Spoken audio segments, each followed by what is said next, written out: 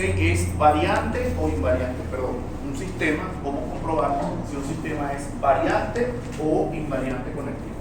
Entonces, tenemos una señal x de t, por ejemplo, seno de t, poner algo, ¿ok?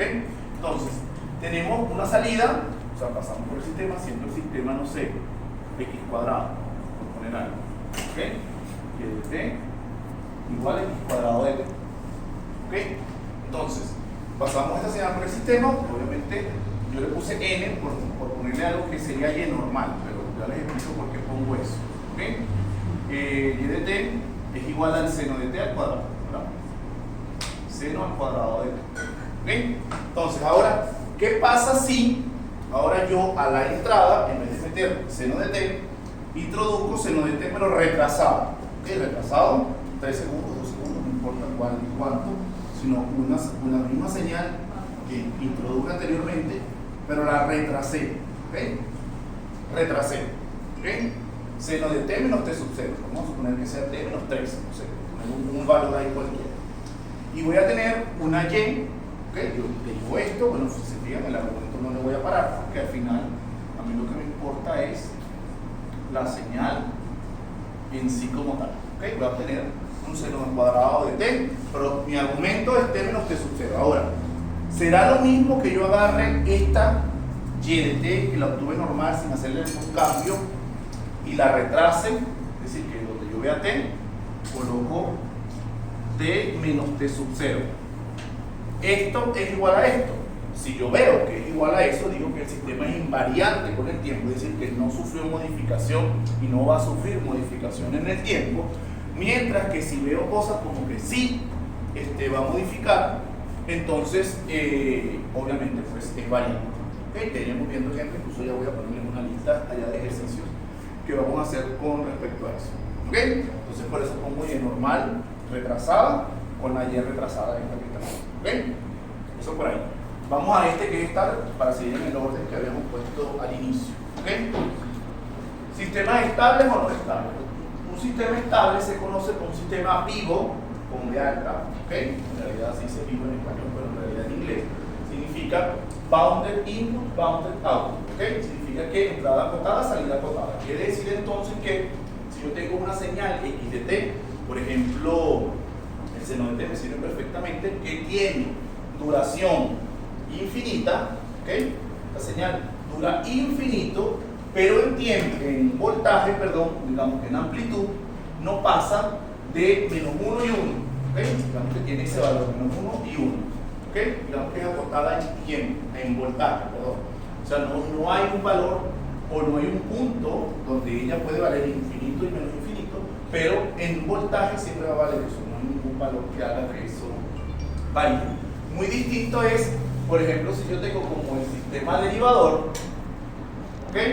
Y tengo como entrada una señal escalón unitario, ¿ok? Una señal escalón unitario, sabemos que también tiene una duración infinita, desde 0 hasta infinito, pero su voltaje va a valer 1. Pero ¿qué pasa si la paso por un derivador? ¿Se vuelve una función de impulso? Una función impulso, una función delta de delta. Entonces, tenemos una función delta donde hay un valor, en este caso 0, que hace que ella se dispare hasta el infinito. Entonces, que haga que divierta. ¿Ok? Entonces, si tenemos esos casos donde tenemos que utilizar entradas acotadas, la salida debe ser acotada. Si yo tengo un sistema en particular, cualquiera, que me den, yo digamos que tendré que comprobar con señales que yo conozco en mi cabeza, ¿okay? Que son señales acotadas en tiempo, y debo determinar su salida para saber si son también limitadas en voltaje, perdón. Limitadas en voltaje, eso es como. Limitadas en voltaje o en amplitud.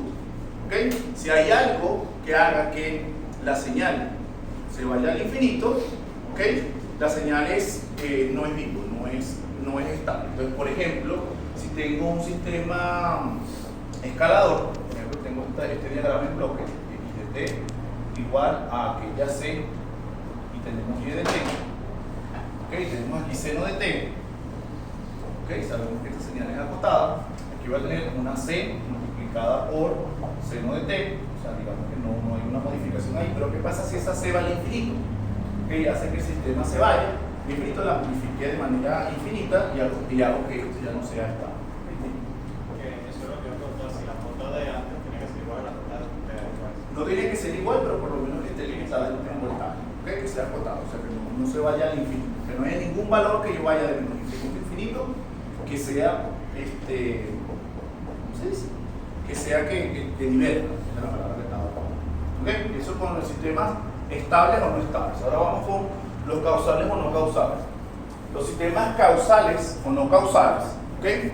Son aquellos que si la salida y de t no comienza antes de aplicar la señal de entrada. ¿A qué me refiero con eso? Si yo, por ejemplo, tengo y de t igual a 4, bueno, para acá abajo. Si yo, por ejemplo, tengo una señal de manera gráfica, no sé, introduje, vamos a suponer un escalón unitario, ¿ok? Tengo un escalón unitario que sabemos que empieza en 0, ¿ok? Cuando yo le aplique al sistema, pues, supuestamente vamos a suponer que fuera, no sé, el integrador, como decían por ahí, para que nos dé una rampa, cuando yo haga pase por el sistema, cualquiera que sea, la salida tiene que empezar después de esto, puede ser 0,01 aquí, empezando. Si empieza acá, ¿ok? Quiere decir que el sistema se anticipó, ¿ok? ¿Cómo es posible que yo no tenga señal todavía? O sea, yo empiezo en 0, ¿ok? Y tú en la salida ya tengas un valor, ¿ok? Eso pasa mucho cuando vamos a transmitir algo, las reglas, cuando vamos a transmitir un partido cualquiera, básquet, fútbol, lo que sea que vamos a transmitir, tú tienes que ver en qué valor, ¿ok? O prenderlo y de una vez llevarlo a 0.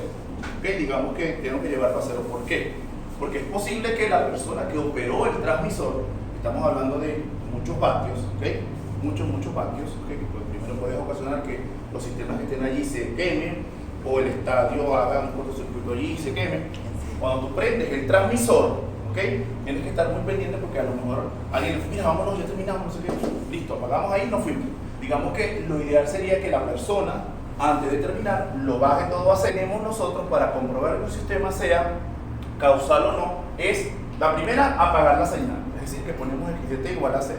Por ejemplo, si yo tengo como sistema y de t igual a 4 más x de t, no sé, por poner algo, ¿okay? Y yo apago la entrada, o sea, es decir, esto vale 0, ya yo tengo un valor, y de t vale 4, ¿okay? Aquí se está anticipando, ya tiene un valor. ¿Okay? Entonces este valor hace que el sistema sea no causal. ¿Okay? Ahora después, por lo menos, ya me está dando que posiblemente sea no causal. Ahora, cuando lo vaya a dibujar, es decir, yo dibujo aquí el valor 4 segundos, ¿okay? Y empiezo a probar valores de t menores que 0, t igual a 0 y t mayores a 0, para ver si empieza antes o después de mí. ¿Okay? Ya vamos a hacer ejercicios con eso, para que se entienda un poco mejor, porque el causal un poquito fastidioso de ver y lo vamos a ver en el laboratorio con un par de señales allí, unos sistemas que vamos a ir montando para que lo vean. ¿Okay? Vamos a empezar entonces con aquello que está allá al final, que es respuesta en frecuencia o función de transferencia. Estamos hablando de circuito 1 o 2, no me acuerdo, donde ven eso. ¿Okay? Y ahí vamos a ver la respuesta en frecuencia, o sea, cómo se ve en frecuencia los sistemas que acabamos de clasificar. Es decir, cómo es la respuesta en frecuencia a un sistema derivador, cómo es la respuesta en frecuencia a un sistema integrador. ¿Okay? Ese tipo de cosas. ¿Por qué? Porque al final, cuando nosotros vayamos a armar, digamos que el bloquecito que va a transmitir mi señal, ¿okay?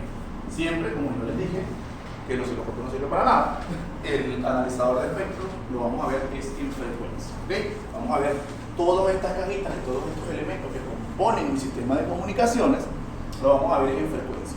Necesitamos conocer cómo es su respuesta en frecuencia para poder, digamos que avanzar y obtener, como yo les dije, el objetivo de este curso, obtener una salida. ¿Ok? Entonces vamos a escribir algunas cosas allí y nos vamos a tocar. ¿Ok? Vamos a escribir esto y avanzamos.